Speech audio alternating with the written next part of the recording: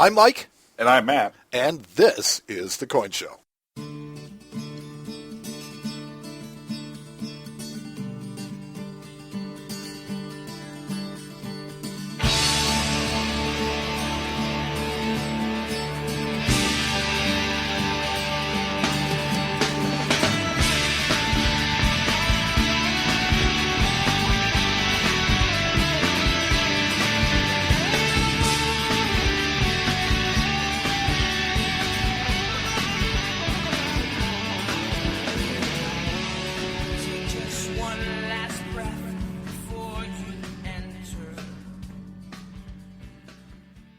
On this episode of The Coin Show, Matt tells us about one of his favorite Jefferson Nickels. I tell you about how a lobby shaped our hobby, and we talk about the coolest thing that walked into Matt's shop this week. But first, the news.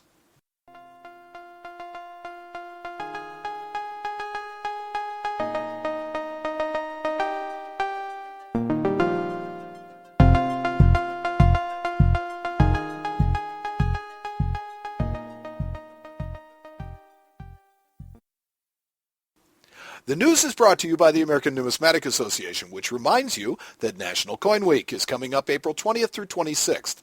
Go to nationalcoinweek.org for details on how you can get involved. Matt, the Baseball Hall of Fame commemorative coins opened to frenzied selling March 27th. I've been hearing talk about the. Well, there was a bit of a buzz, not like the typical, let's go get it buzz, but I think it was kind of a quiet, people didn't really think about it until it was upon them. Because even, I have to admit myself, I thought about it for a second, and I was like, I really don't like the coin. I don't think I want one. And then as it started getting closer, it was like, you know what? That gold $5 piece looks kind of nice. And I thought with the small mintage that they were going to have, 50,000 coins, that it might be, a decent coin to buy. Well, guess what? I'll bet you at least 10,000 other people had that same idea. Because the $5 gold coin sold all 50,000 coins by 6:30 that same day. Wow. Yeah. The silver dollar and the clad half dollar are still available, though, sort of. The Mint has placed household order limits on future sales, so I don't know if they've imposed, it on the previously sold coins. I think it's a bit of a knee-jerk reaction to, the frenzied side, because, this kind of came out of nowhere. I didn't hear the demand, did you? Not necessarily for my customers. I read a lot about them online. People were looking and were interested, but for my customers, not really.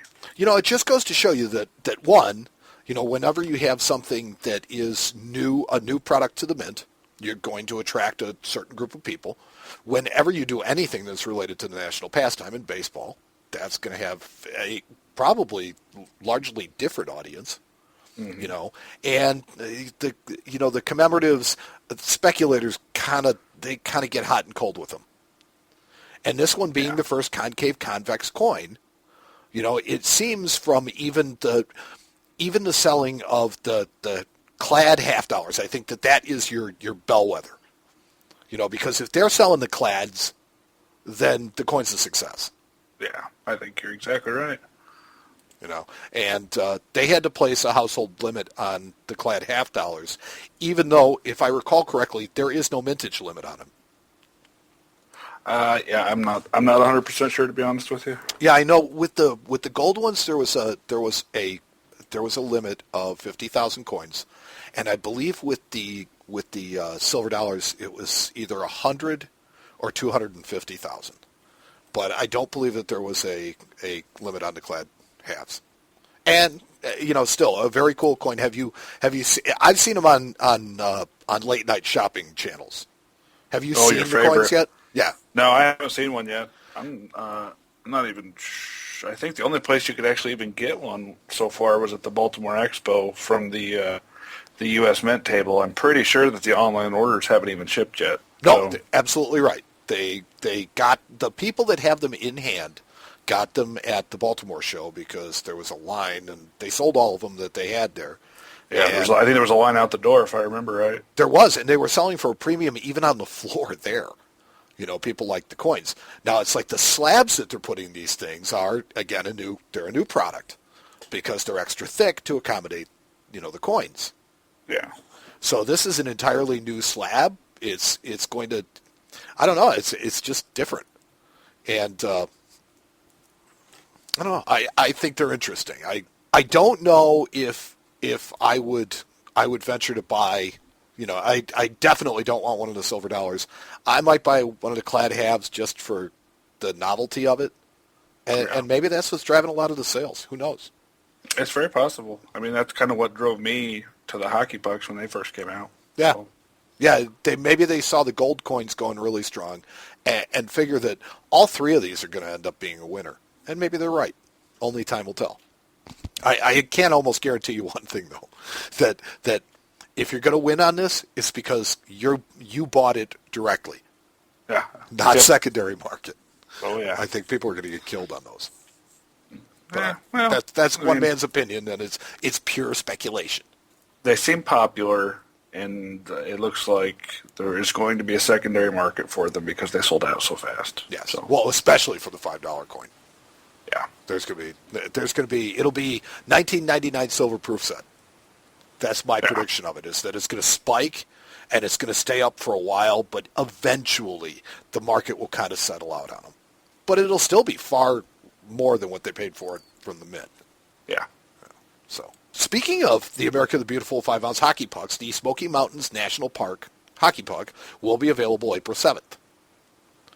Now, this one has a limited mintage of 25,000 and a price of $154.95. This is the first of the 2014 designs for the 5-ounce pucks. Now, I had in my notes here, I wanted to ask you, do you know anybody that still sells the bullion versions of these? I can't. I don't. I mean, I'm sure through my dealer network I probably do, but just offhand, I couldn't name anybody. See, I remember seeing them here and there, but you saw them in 2010 when they first came out. Yeah. But I really haven't seen anybody with them since. No, the demand for those, I think, has just flopped. I don't think there's the demand for the coins out there. I mean, just being honest. But well, then my question is because you know how they derived the price on them, approximately what are the bullion versions of these selling for? Well, I kind of keep them comparative to Silver Eagles on a per ounce basis. Okay. When we sell Silver Eagles in the store, I think right now it depends on the market and the availability, but I think right now we're $4 or $5 over spot an ounce. So, you figure per ounce, $4 or $5 over. Right, and it really depends on when they bought them as to what spot was at the time, but it hasn't moved a whole lot in the past couple of months, has it? No, not since about the middle of last year. Okay, so it's been pretty steady. Then it would appear to me that the bullion versions, if you can find them, might be a relatively good buy. I mean, I'm sure they're out there. I just don't know anybody that stocks them right now. Yeah, it was one of those things where I was curious because so much of the bullion that is sold as bullion, and those coins I don't see ever being sold as anything but, just a large bullion vehicle, as opposed to the uncirculated ones that are sold by the mint. Also in okay, that was a resounding. Also in America the Beautiful news, I'm once again happy to report that the Shenandoah National Park Quarter 3-roll sets are available for $46.95. Now included are 1 roll each from Philadelphia, Denver, and San Francisco. So I think we applauded the first release. I wanted to say yay mint, but I think we did that on the first release for the Smoky Mountains quarter. And this is the second set for 2014. But to be honest with you, 1.5 times face, I love these coins. I particularly think that buying the P&D are worth it just to get the roll of estimates at 1.5 times face. Yeah, I mean, that's I leave all my modern stuff to you. You're my modern guy, so. Well, then your modern guy is telling you that, do you remember 1982, 1983, they didn't make mint sets. And because of that, there's a real premium paid on particularly quarters from 83. Okay? Yeah. But there are mint sealed sets available. They're the mint souvenir sets, and they're available. This is one of those vehicles where there's a coin out there, the S Mint uncirculated, that, at least to our knowledge, is not going to be included in the mint set. And the only way to get it is going to be directly from the mint. Because they're not releasing them into circulation either. So anytime you can have something like that, I think that they're sleepers. I think that at some point, particularly because this America the Beautiful quarter series, I think that the low mintages of these coins, particularly compared to the statehood quarter coins, is going to drive collecting of them in the future.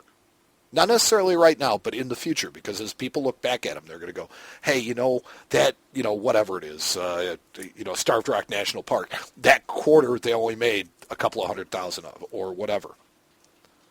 Yeah, well, it's one of those things that I guess it's in the eye of the beholder. Well, so many people collect. I'm looking, I guess, more at entry-level collectors, and so many of them, they collect what's in their change. And then you get a couple of decades later, 10, 20 years later, you get, people with the nostalgia of it, and they go back to it as they start to have, more disposable income in their 20s and 30s and 40s. So it's a pattern that I think you can see if you look at certain coins. Sure. Yeah, we'll see. I mean, only time will tell. Yes. And it seems to be the time of year for new coin releases, and March still has more to come. The 2014 American Gold Eagle proof coins are also now available.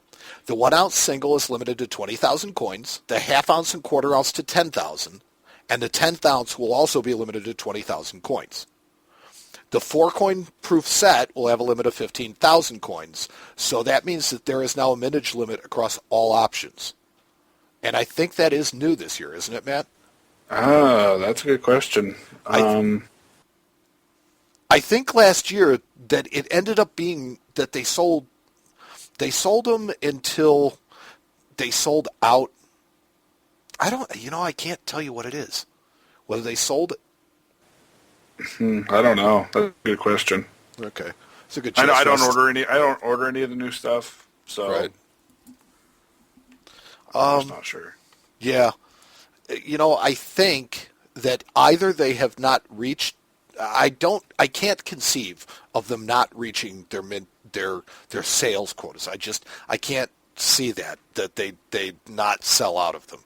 But I do remember that as late as like January, ones from last year were still available. So hard to say. Maybe they just had never posted their mintage limits. Maybe they're just kind of an internal thing.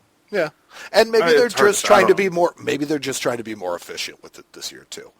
And saying, look, we know we're going to sell roughly half as many quarter-ounce coins and half-ounce coins as we do tenth and full ounces. So let's, put a relatively low number on it. 20,000 coins, I think, is a good number for those because they're popularly collected, but being a gold set, they get to be a little pricey. So I don't know. We'll see. Moving on to coins not available from the U.S. Mint. The Commission on Fine Arts has reviewed design candidates for the 2015 and 2016 presidential dollars. Now, currently, there is a plan in place for only 2 coins in 2016, so this series might end at Gerald Ford and Betty Ford, for the first spouse, our first gold coin dedicated to a recovery center.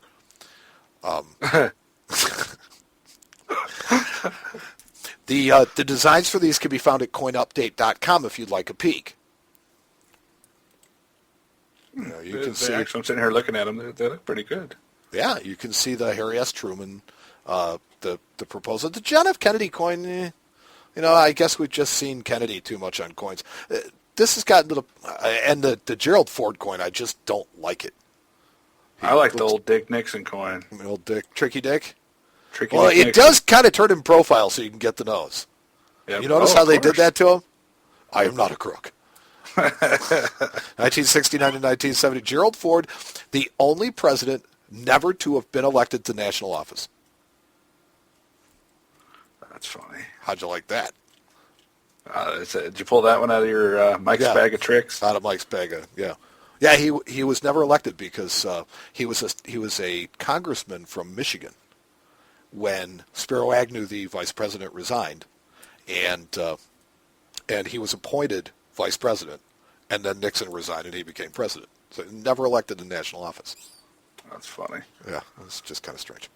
And finally in the news, the first Special Service Force, that's, I think, it's kind of like Aqua Teen Hunger Force. The first Special Service Force gold medal designs are being selected by the U.S. Mint. The first Special Service Force was a joint American-Canadian volunteer unit that served in World War II. So this is something that I think would be like right up your alley, but it's not for sale. It's just something I think would interest you. According to CoinNews.net, the force is sometimes called the Devil's Brigade or the Black Devils.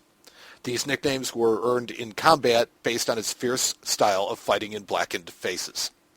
So they were a special volunteer unit composed of Canadian and U.S. volunteers, and they fought as a brigade of their own.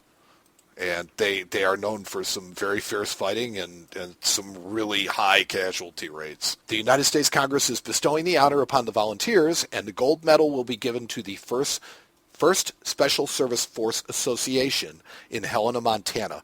But it may also be displayed on temporary loan at other appropriate locations associated with the first Special Service Force. So I would assume that they'll loan it to Canadian museums, etc. Sure.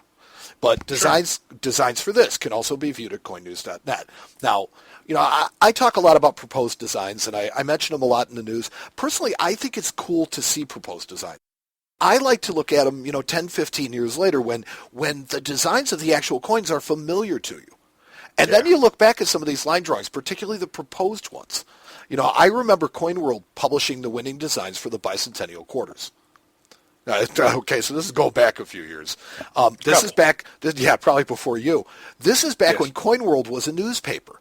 It was actually a fold-up, published newspaper. Mm-hmm. And it was cool to see the original line art and, in retrospect, the designs of what became the bicentennial half and the bicentennial dollar with the words quarter dollar on them. In the original drawings that were done by the original artists. That's pretty cool. I just always think they're cool. So if you ever wonder why I'm constantly pointing you at these, these line drawings of proposed designs, check them out, save them, collect them, trade them with your friends. I don't know. I think it's something that's kind of cool that when the coins become familiar, that they're kind of cool. You can find these and other news stories from the coin world on our website at coinshowradio.com. Just click on News on the top bar for our RSS news feed.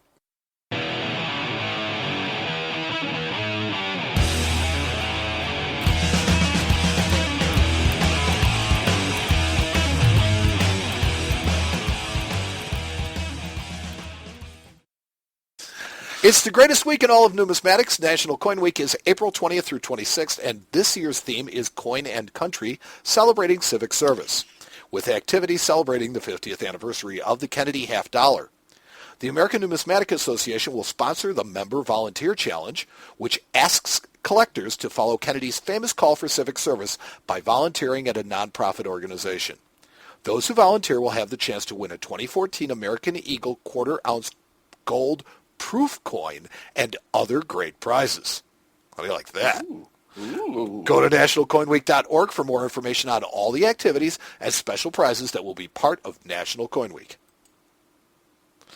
And since the Member Volunteer Challenge is only open to ANA members, Mike and Matt would love to give you a free trial membership so that you can participate.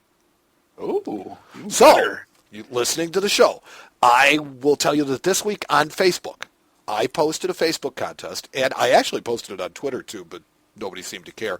I posted it on Facebook, and I said I was going to give away 5 ANA memberships to people that responded and said that I want in. That was all they had to do was respond to I want in.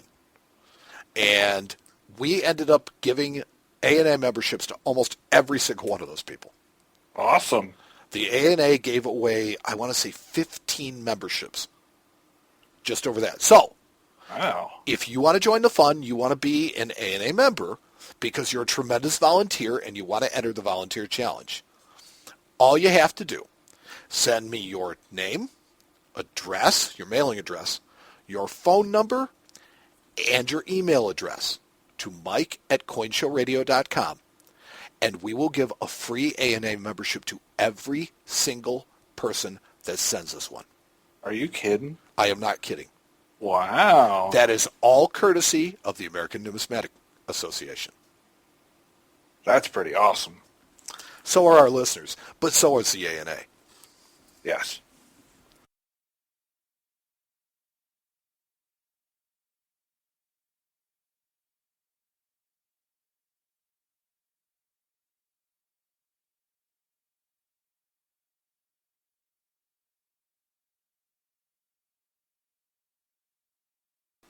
So rare is it for Matt to talk about a modern coin. Relatively modern in this case. Well, Relatively. this is actually what I would consider the modern era. Anything after 1933 is, in my definition, modern era because the miniatures are just sky high.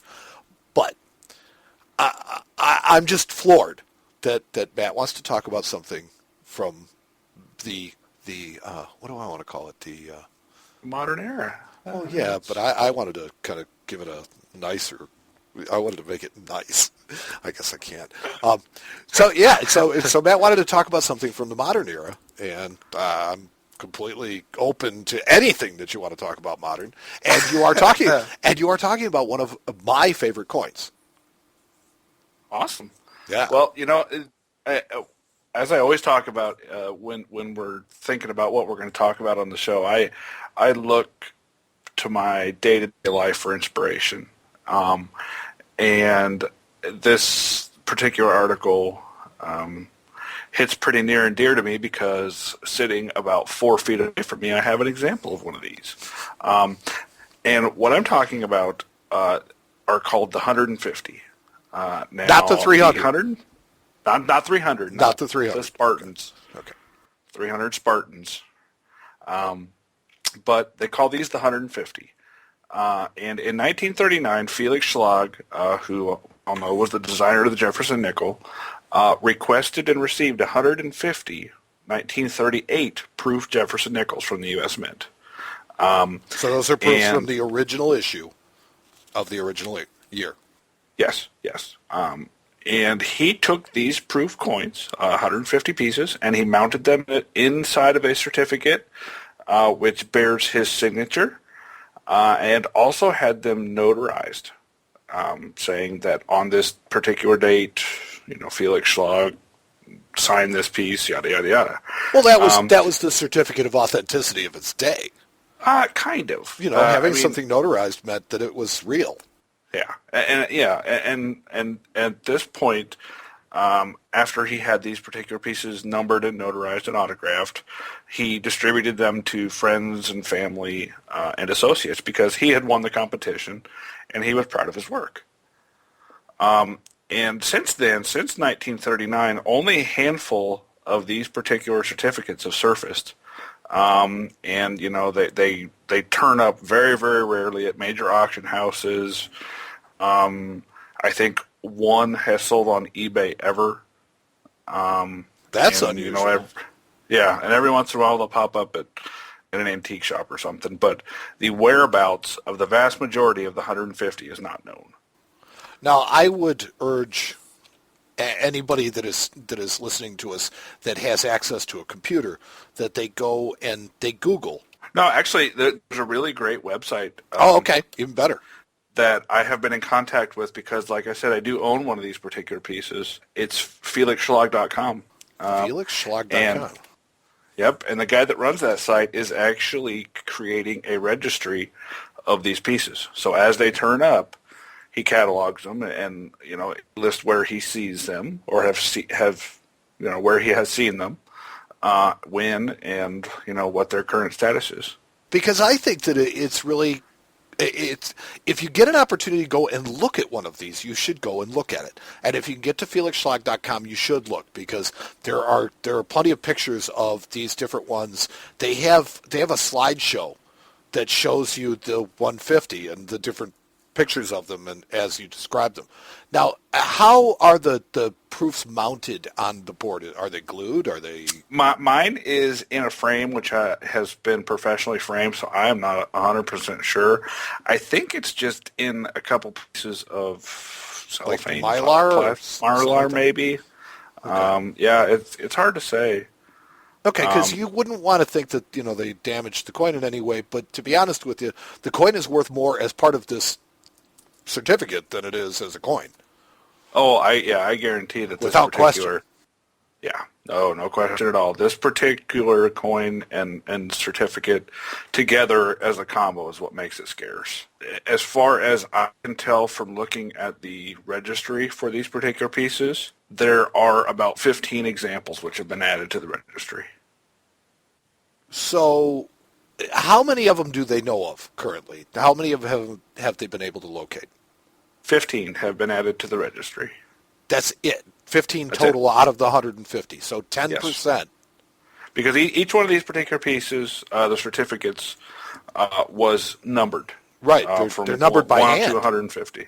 Yes, by Felix Schlag himself, I think. Yes. Well, or some. Yeah. So, yeah, each particular piece is numbered by hand. So, it's just like any other certification number. You can track where it goes. Yeah, it's really neat. And they show on the certificate the original design that Schlag did for both the obverse and reverse, because his version of Monticello from the back was not used. Yes. They used a forward-facing version of it. And it's interesting to see what his original design was. But then you get a single proof Nickels, and because it really only shows one side in the frame, it shows the obverse, which is the exact same design. And Yeah. very cool. Yeah, they're at 19,000 proof 1938 Jefferson Nickels. Yeah. Yep. And this being the very first, issue of this makes it that much more special that you have, a particular example that was requested by the designer, given to the designer, and then the designer himself packaged them up, made them look really nice, and gave them out to friends and family. Now, the funny thing is,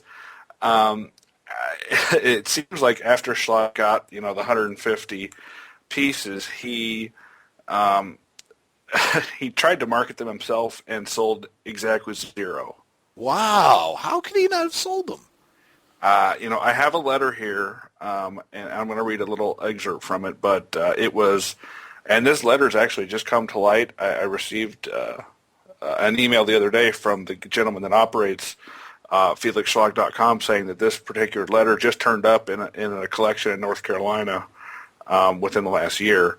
And what it is it's a letter from Felix Schlag to Lee Martin of Coinage Magazine. And in 1973, Lee Martin wrote an article called The Rarest Nickel of Them All. And this particular article talks about the 150. The 150, okay. Yes. And so in the letter, Schlag talks about his time before the competition, about how he moved to Chicago, and got to meet a bunch of different people in his pursuit of inspiration for sculpting.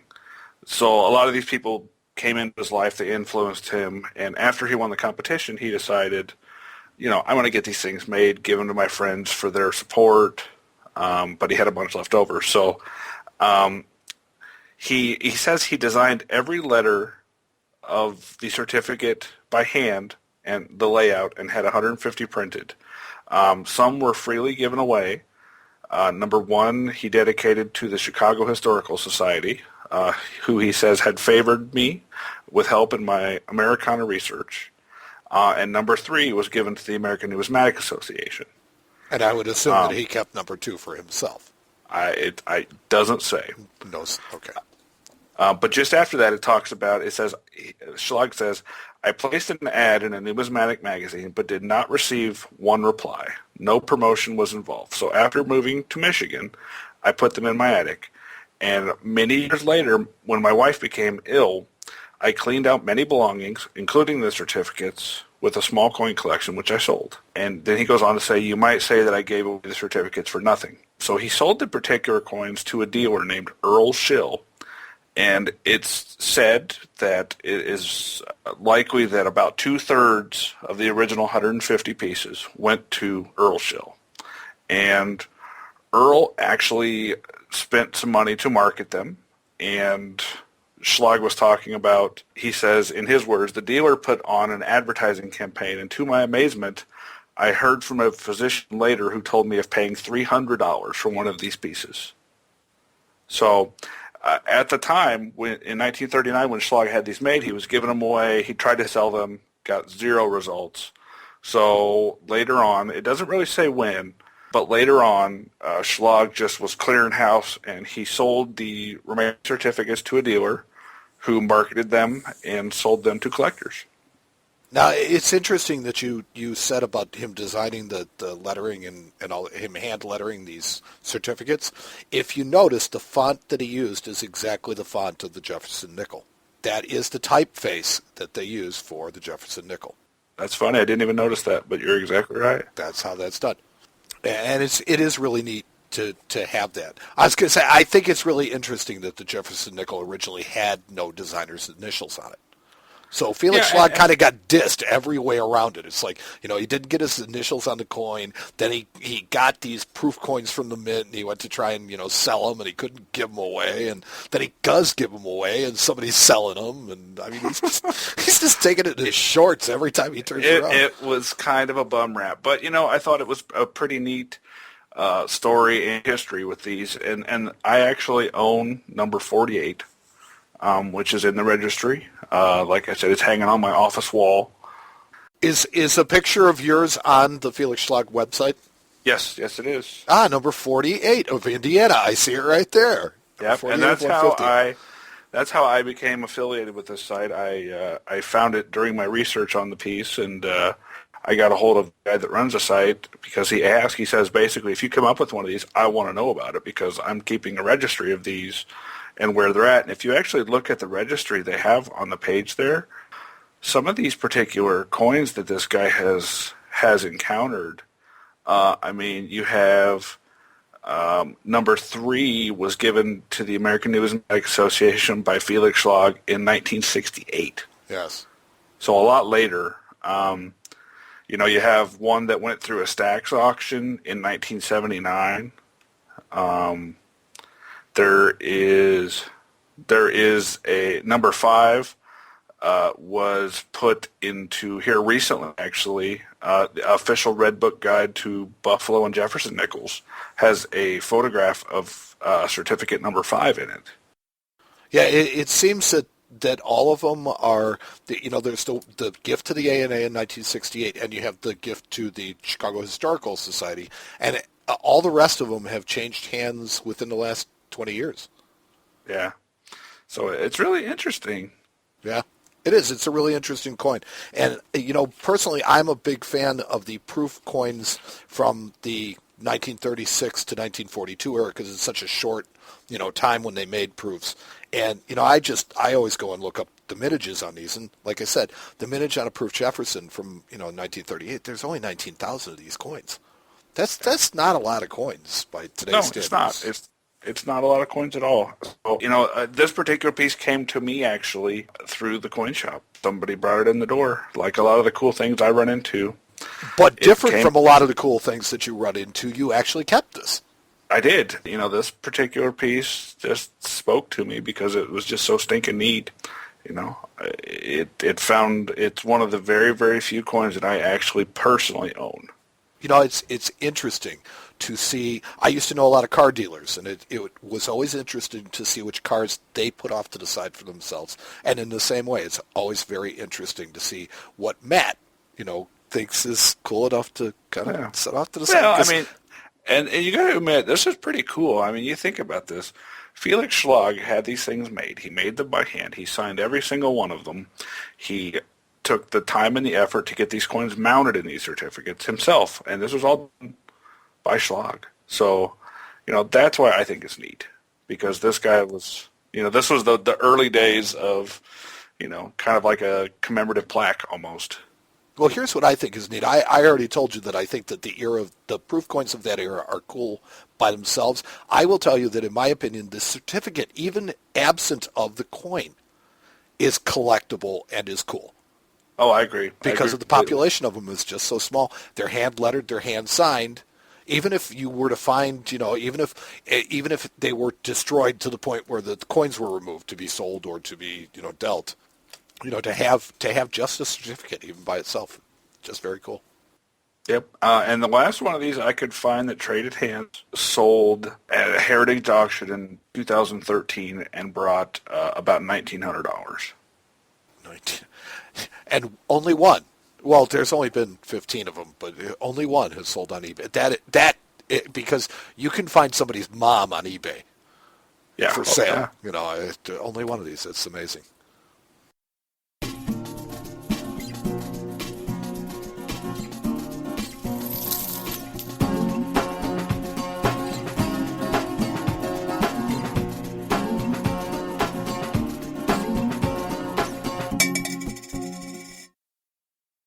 For as long as I've been collecting, Matt, one of the Morgan dollars have been one of the staples of numismatics. Oh, yeah. And more amazing to me is that for as old as the series is, that so many of them are in pristine condition. Mm-hmm. Now, I was doing some reading for a book review that I'm working on for episode 82. That's the next episode. The book is entitled, it's a brand new book from Whitman called Carson City Morgan Dollars by Crum, Unger, and Oxman. Is this a new version? Because it is. It's the third edition. Okay, I was going to say, because I have the second edition. Awesome book, isn't it? It is a cool book, yeah. It is. Inside, it sets things up by kind of telling the story of the Carson City Mint and goes on to talk about the Morgan dollars that the Carson City Mint created. But as I read, I realized that the story of the Comstock Lode and the story of the Carson City Mint really almost is the story of the Morgan dollar. Yeah. Oh, yeah. The story of the Comstock Lode, silver interests, and 2 United States laws tell us exactly where all of the beautiful, pristine Morgan dollars that we see today came from. Silver dollars have never circulated in the United States. Nobody likes them. Right. This has been true for varied reasons over the years, but in the 1800s, large silver coins didn't circulate. And honestly, they were just too much money for most people. They were mostly used in international trade. Many of the silver dollar coins minted by the early United States Mint were almost immediately exported, and this kind of made the U.S. government a little apprehensive about minting them. It also left very few to circulate domestically, and thus is a good reason why there are, not that many of them around that survive, even of the ones that they made. Let's see.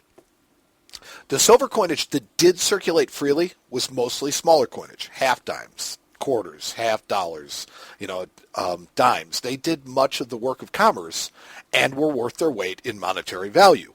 But all of that was about to change because in the late 1850s, a gold mining operation in Nevada, the discovery of silver in the ore turned out to be the richest silver deposit in the United States and the most important mining operation in U.S. history. Mm-hmm. The discovery of the Comstock Lode changed the story of silver in the United States. Now, something that I think deserves mention and is sometimes lost to the context of history, as we get more removed from it, we kind of lose this context. But think about this time in history. Gold had just been discovered in California only a little bit more than a decade before, and now silver in Nevada. 2 large supplies of, precious metal are now flooding into the American economy, and it made us rich as a country. These are natural resources, and they're so vast that they would change the financial world and the world of finance that followed. Something else to remember is that the only real money in the world at that time was gold and silver. Mm-hmm. People didn't trust promises. They didn't trust the full faith and credit of the United States government. They trusted hard money. And gold and silver were the only hard money that was respected worldwide. And even this, as this time was coming around, was starting to change. A large expansion in the supply of either, or in this case both, would have impacts beyond just making a few people rich. Now, politically, this is a time that much study has been devoted to and information is really plentiful. In relation to coinage, the world was moving to the gold standard, meaning that they would no longer accept silver as money, but would base all money on the value of gold with silver as a subsidiary metal. The United States struggled with these monetary policies, and the politics of the era are really, really fascinating. It's when you get Williams Jennings Bryan and his Cross of Gold speech. Oh, yeah. if you remember. And as many don't know, The Wizard of Oz was written by L. Frank Baum, and it's an allegory about the gold standard. That's what The Wizard of Oz is all about. The Yellow Brick Road is the gold standard. And the Emerald City is green. It's all about money. Huh. I never knew that. Yeah. So if you remember, I said laws were at the heart of the Morgan Dollar story, and this is where they come in. This is where the lobby part comes in. Yeah. The silver mines had powerful lobbyists in Washington, and they weren't going to tolerate a gold standard in the United States. Nor would they tolerate a glut of silver on the market. So they created a really, really, really advantageous solution, at least to them. The Bland-Allison Act, you've heard of that. It created the Morgan Dollar. It required the U.S. Treasury to purchase between $2 and $4 million worth of silver a month to be coined into silver dollars. And the act demanded that they pay market price for it, not as was typically exchanged as a fixed ratio to gold. Now, here's the problem with that, is that $1 million in 1878 would buy about $24 million worth of stuff today. And they were mandated to do this every month. So that's like $100 million in silver dollars every month. And over $1 billion every year, straight to the treasury vaults, where they're just going to sit for the foreseeable future. Okay. Does that change the context of this a little bit? A little, yeah. Yeah. These are coins that nobody used or circulated. Sound familiar? Can you say presidential dollars? Yep. I was just going to say that. Exactly. They made 33 million presidential dollars last year. Can you imagine a mandate to make 100 million of them every month? No. So if this seemed like a good deal for the silver mining interests and a bad deal for the American public, it was. It was. But somehow it wasn't enough for the silver mining interests, and they pushed harder for more government silver purchasing. Of course they did. Of course. Why wouldn't they? That's what lobbyists do. In 1873, the United States changed the coinage laws again and demonetized silver completely. So gold became our only standard metal, and therefore we went on what's called a de facto gold standard. It wasn't until the 1900s that we'd officially mandate a gold standard, but removal of silver from what we would accept as money left only gold, hence the de facto standard. And this was to say this was unacceptable to the silver miners would be an understatement. Well, yeah, they were living like fat cats because they had this government contract for $100 million. Well, what in today's money would be $100 million a month. They were living large and rolling fat. Yeah. And a flagging silver value meant that they needed even more help. So they flexed their muscle again with Congress. And in 1890, the silver mines finally got what they wanted, the equivalent of the goose that lays golden eggs, or silver in this case. Congress finally pushed through the Sherman Silver Purchase Act. Now, that one you've heard of as well, because it's a really important law. It increased the amount of silver that the government had to purchase each month to 4.5 million ounces. The U.S. government was already purchasing between $2 and $4 million a month, but the new mandate was for 4.5 million ounces of silver every month. Now, President Harrison immediately vetoed the bill, but Congress overrode the veto, and the Sherman Silver Purchase Act became law on July 14th, 1890. And now, if your head is about to explode with what are they doing, I was thinking this exact thing, and I wrote, so egregious was the scope of this mistake that it soon became obvious even to the government that this was a bad idea. The inventory was piling up so fast that the U.S. Mint couldn't coin it all. And by November 1893, the Sherman Silver Purchase Act would be repealed and become part of bad history. The stockpile of silver didn't just go away with the act, though. The U.S. Mint had to work at coining all of that silver into silver dollars as their mandate required. An astounding $108,800,188 in bullion. Wow. Purchased to be minted solely into silver dollars took the mint almost 20 years, or until 1904, to accomplish. The supply of silver dollars was so vast that no dollar coins would be minted for 17 years after that. Wow. Now, it's like when I got my head around, that's why things are the way they are. The entire run of Morgan Dollar fell during this time frame. And this tells us that Morgan dollars weren't minted out of necessity or demand or even for use as currency. They were minted because silver lobbyists got Congress to force the U.S. Mint to make them. And many of those coins sat in vaults for years and never circulated. Even when they were dispersed, they didn't leave through channels of circulation. They were sold off in the GSA hoard. Yeah. But take heart, gentle listener, because the Morgan dollar is very popular today among collectors, and I don't believe it's because of the bullion value. I think that over time people saw a cool, obsolete coin and said, hey, I wonder if I can complete a set of those. Yeah. And it has an attractive design, I think. Well, but at the time they didn't circulate and people didn't like them, so maybe I always when customers come in and we talk about Morgan dollars, I always equate them to Eisenhower dollars. People don't like them. People didn't use them. They're going to sit around in your sock drawer or your bank vault, for a long time because nobody uses them. Nobody likes them.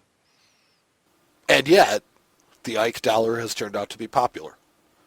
Yeah, and there are many of them that sell for really big. Well, when you start getting into the high, I will bet you that there are. I meant as far as a monetary device, not necessarily a collectible. Okay, I was thinking purely as a collectible. And yes, you're right. They were worthless. The Ike dollar. See, I lived in the era of the Ike dollar, and I can tell you that. Okay, they gave us a dollar that was the same size as the silver dollar, so that it kind of equated to what we were used to, right? But then you had this giant, really heavy coin, and you were like, why? Yeah, nobody wanted to carry them around. Yeah, nobody wants to use them. No reason for them whatsoever. Yep. And my thought... And that was exactly the same thing with the Morgan. Yeah. And here's the thing that I thought was interesting was that, the U.S. Mint would make them, and people would immediately export them because there's more silver in a silver dollar than there is in two half dollars. Yes, that is right.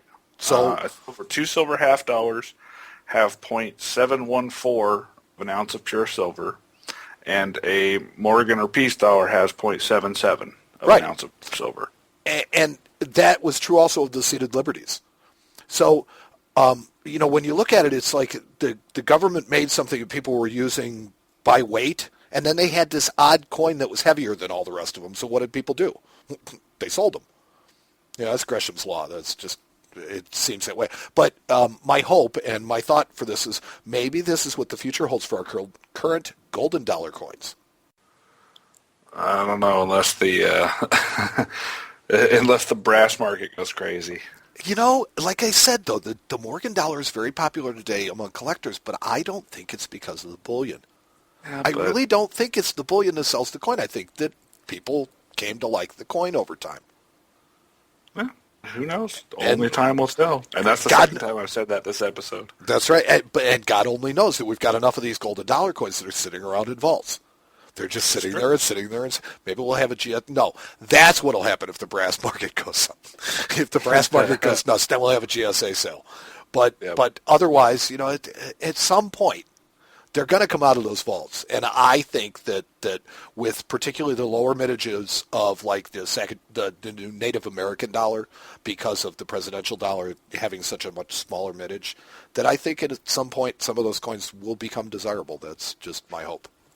Well, but you've heard me beat that drum before.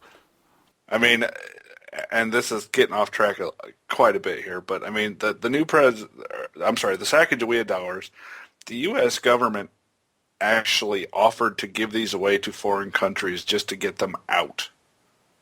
They sent, I think it was something like 20 million of them to the country of Uruguay.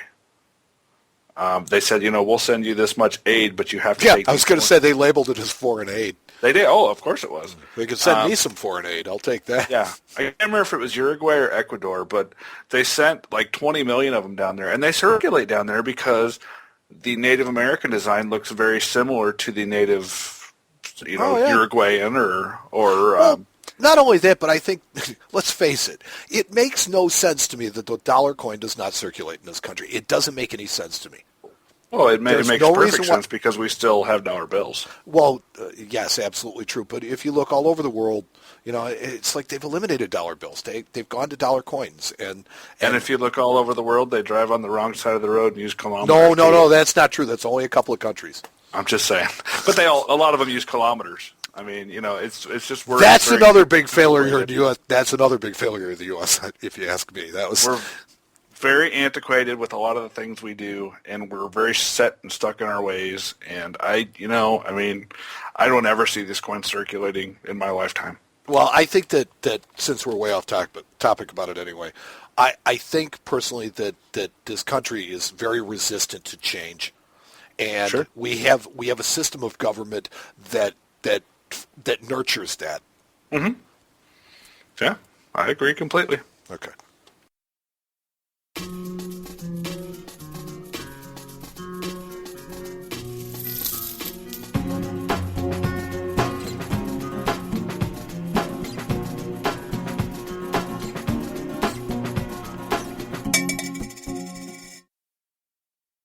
Matt, coolest thing.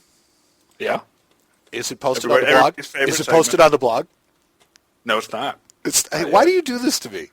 Because I like to. I have the wait distinct till- advantage of actually, being able to talk to you before this airs and knowing cool and no, okay.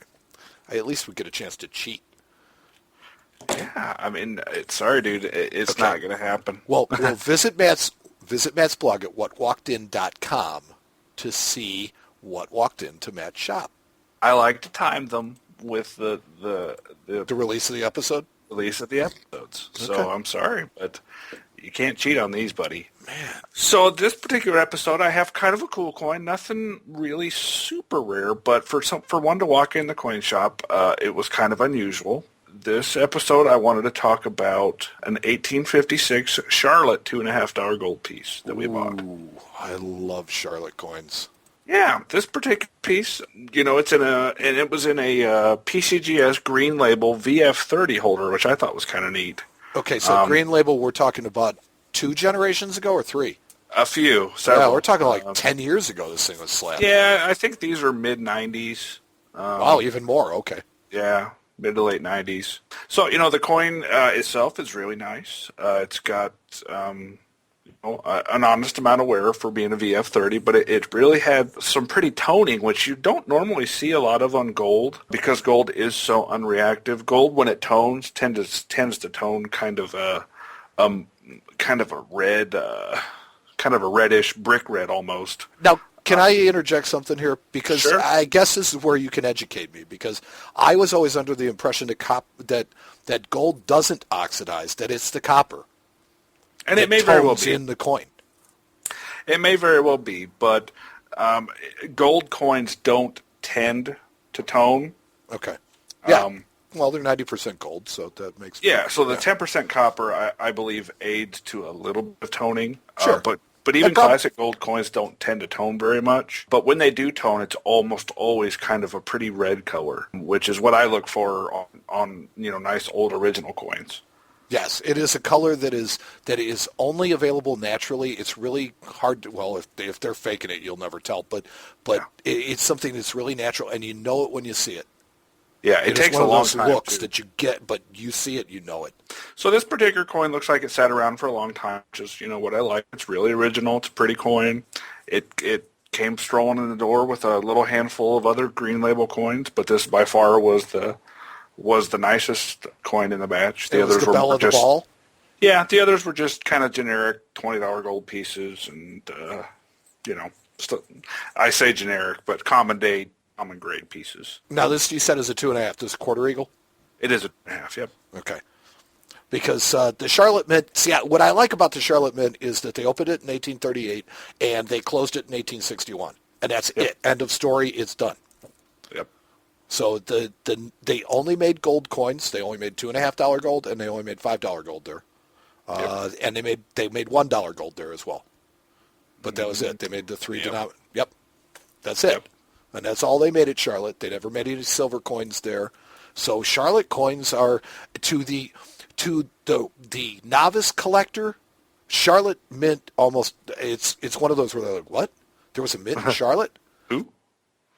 Yeah, exactly. And I always thought these coins were really cool too. These and those Dahlonega coins, because of the way, especially the 2.5s, they almost have to jam that mint mark in there to make it fit.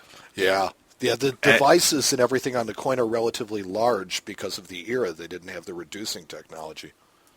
So you always, sometimes it's actually, you can almost miss it if you don't know what you're looking at or looking for, because the mint marks were hand punched. Sometimes you see them where they kind of start to get ate up by the design, if somebody didn't really know what they were looking for, they could miss them. Yeah, they kind of melt into it. So, but yeah, I mean, it wasn't the rarest coin I ever bought, but it was attractive, and I thought that it would be fun to talk about. Now, you said what year was this? In 1851, Charlotte? 56. 1856. Let's look up real quick. 1856. There were less than 8,000 of these coins minted. Yeah, I mean, this coin has a very, very low mintage, obviously, and as do a lot of Charlotte gold pieces. But, an American coin with the mintage of 8,000 pieces, and actually this coin's not a ton of money. I mean, in this particular grade, don't quote me on this because I don't have it in front of me, but I think it's somewhere $1,600, $1,700, $1,800. And I would say at that price, it's underpriced. It's undervalued. Yeah, because I mean that what other U.S. coins can you find that have mintages like that? They just don't exist. No, absolutely. And this is gold from the original gold rush. This is before the California gold rush. The majority, the United States, didn't extend west of the Mississippi for a long time. And, this is where it was settled and where a lot of the gold deposits were in the southeast United States. Oh, yeah. And this gold was just pulled out of the ground, driven down to the assay office and purchased and coined. Gold. Yeah, as local stuff. Buy local. Mm-hmm. So neat part of American history, even neater coin, I thought, just because it did see some circulation, which was kind of cool, and I'm glad to own it. Now, of course, the important question is sold or currently for sale? I believe I've been out of town for a week on vacation, so the last I knew we had it, but it may very well be gone already. This kind of stuff does not tend to stick around the coin shop very long, just because I do have a pretty healthy supply of customers that like nice coins because they know that's what I do, so they tend to stick around, and when I get one in, they don't normally last very long. Yeah, they're always looking for the coolest thing that walked into your shop, and exactly. They find a lot of them. They do. I get a lot of cool things, and I kind of pride myself in being able to come up with the cool things for people. So. And I have to compliment you because you consistently bring us interesting stuff to talk about every episode.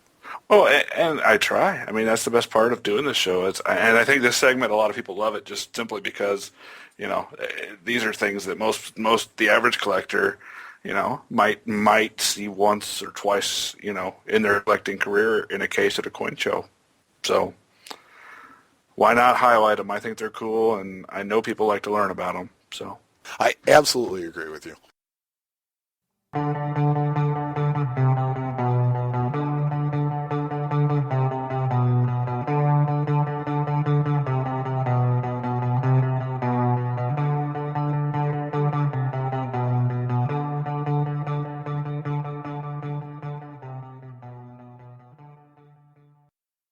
We would like to thank our contributors, the Facebook friends, Twitter followers, people who wrote to ask questions or in some other way inspired us. Our thanks to the great folks at the American Numismatic Association for their support. Visit them at money.org. Matt, did you get to see the sneak preview that I was given behind the scenes of the new money.org? I did get a super special sneak access preview. I told people that it's coming and it's cool.